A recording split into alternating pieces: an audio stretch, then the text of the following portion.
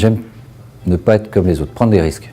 J'aime bien les béarnaises avec un filet de bœuf, une côte de veau avec un bon jus et des pommes soufflées, mais c'est pas assez pour moi. Je veux qu'il y ait une pertinence, je veux qu'il y ait une technique derrière, je veux qu'il y ait parce que ça amène la rigueur. Donc.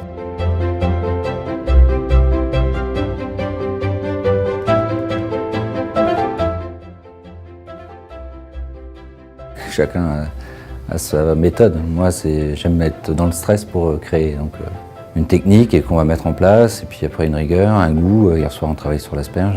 Voilà, ce matin, on l'a finalisé. On va la mettre demain soir en place. Il faut que je me violente pour pouvoir créer.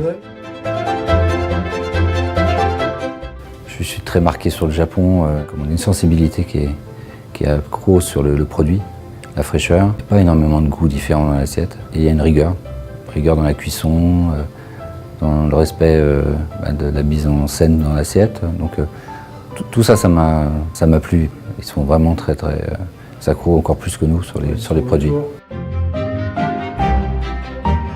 J'ai eu la chance de faire un stage avec Michel Quirevert, qui est une grande pointure en Bretagne, et puis qui avait 2 étoiles au Duc d'Enghien, qui a formé entre autres Passard, et puis lui m'a donné tout de suite l'envie de bien faire, et la rigueur, et voir le résultat, ce qu'on pouvait faire dans une assiette avec un produit, ça m'a tout de suite plu. J'ai eu la chance de commencer dans une petite auberge qui s'appelle l'auberge de la Taupinière, et j'ai rencontré à ce moment-là Olivier Belin, où lui il était à la viande et moi j'étais au poisson. Et voilà, on s'est retrouvés après sur Paris. Donc école bretonne, c'est surtout qu'on n'a pas peur de bouger pour aller faire notre expérience, pour apprendre une autre cuisine. Et on a des valeurs en Bretagne au niveau des produits de la mer. Et puis on a vraiment envie peut-être de réussir. À l'âge de 25 ans, j'ai eu la chance de rentrer à l'Ambroisie, donc une place qui se libérait. J'ai eu la chance de côtoyer M. Paco pendant 10 ans. C'est toute la base de ma cuisine, c'est le produit. Le fait qu'il ouvre la porte le matin, c'est ce que j'essaye d'enseigner aujourd'hui, c'est d'être présent avec eux pour leur montrer au quotidien que sans être obligé de gueuler, qu'on peut avoir un bon résultat, mais il faut aussi donner un peu de soi, quoi. Donc moi j'ai beaucoup appris par la transmission, par le fait d'être présent, et non par d'autres qui arrivent sans être là. Donc lui m'a amené le produit, le classicisme, l'exigence au quotidien, parce qu'en 2005, j'avais envie de faire autre chose. À la base, je voulais ouvrir mon affaire avec le directeur de salle de l'Ambroisie, et puis Alain Sandorins m'a appelé. J'ai vachement appris à ce niveau-là avec lui, le goût. Donc l'exigence au quotidien. J'ai signé en mars 2013 avec M. Ribier. Il m'a dit, tiens, j'ouvre un hôtel, et puis pendant 1 an et demi, j'ai suivi les travaux, j'ai fait des interventions sur la réserve de Genève, et puis en janvier 2015, on a ouvert. Quand vous avez 1 an et demi à attendre que ça doit ouvrir, puis au final, quand vous ouvrez, vous êtes page blanche parce que tout ce que vous avez pensé avant, c'est plus d'actualité. 2e année, donc à l'obtention des 2 étoiles, on a tout revu, tout changé, enlevé tous les plats et repris un à un avec notre identité aujourd'hui. À la base, j'étais venu sur Paris pour 1 an, ça fait 23 ans. Je suis en bas des Champs-Élysées maintenant, je suis arrivé à la réserve. Je m'y plais bien, c'est un bel établissement, et voilà, je fais la cuisine qui me caractérise, avec les produits aussi bien de Bretagne que du monde entier. On devient mieux, on est plus exigeant, on est plus constant, voilà, on est en plein de ce que je veux. On ne s'arrête pas, j'aime pas refaire la même chose les années qui suivent.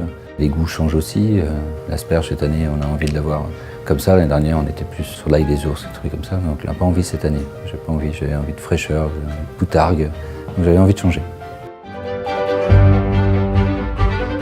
J'ai pris 5 produits qui sont à peu près dans ma cuisine, pas toujours à la même saison, mais que j'utilise. La réflexion quand on m'a dit que c'était pour un mois d'été, donc voilà, quelque chose de frais, en plus en bouillon, avec un poisson blanc, et le bouillon avec le yuzu kocho que j'aime beaucoup parce que j'aime bien ce côté acidulé et en même temps piquant du piment.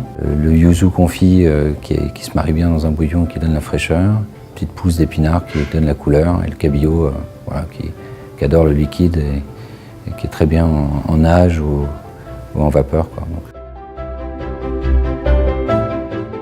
Yuzu kocho, voilà, donc c'est une pâte. L'écorce de yuzu avec un côté moutardé et piquant, et un peu de piment dedans, comme une moutarde, comme un condiment, comme un piment. Je le détends généralement soit dans une émulsion une emulsion froide, donc à base d'œufs mollets ou d'une mayonnaise légère ou d'une crème. Je marie des saumons, je marie des asperges, je peux marier aussi des viandes blanches un peu froides ou chaudes. Moi je prends le vert. Le vert pour cette recette-là, et par contre quand je fais des marinades de choux fermentés, j'aime bien utiliser le rouge. La fraîcheur est plus intense en vert qu'en rouge. Et sa force dans le bouillon est importante. Yuzu confit, ça va amener le côté fraîcheur. Fraîcheur, un petit peu de sucre qui se présente en petits sachets et confit en segments. Voilà, le mirin, donc là c'est un élément important dans la cuisine. J'utilise beaucoup dans les marinades, à froid, aussi dans les cuissons. J'utilise pour le concombre, en l'occurrence là. On parle d'un saké sucré, mais il y a quand même un peu de pertinence au niveau du goût et c'est un exhausteur pour moi des parfums. Donc le concombre il garde sa couleur, il garde son croquant, parce qu'il y a l'acidité du mirin. Ouais, shiitake, alors j'aime bien ce côté densité. Le shiitake, c'est surtout la mâche. Donc c'est un champignon que j'utilise surtout dans les farces, jamais cru comme ça, soit haché, soit en bouillon. Plus on le rôtit, plus il est dense. Si je fais une raviole de champignons, j'aime bien en mettre un peu. Ça consolide un petit peu la raviole. C'est le fond blanc qu'on utilise en cuisine française. C'est un bouillon, hein, c'est de l'eau avec des algues kombu. Pour le terminer, on met de la bonite, mais là, il passe sur du champignon séché. On peut en faire des bouillons, on peut cuire des champignons, on peut faire des sauces. Voilà, multifonctions.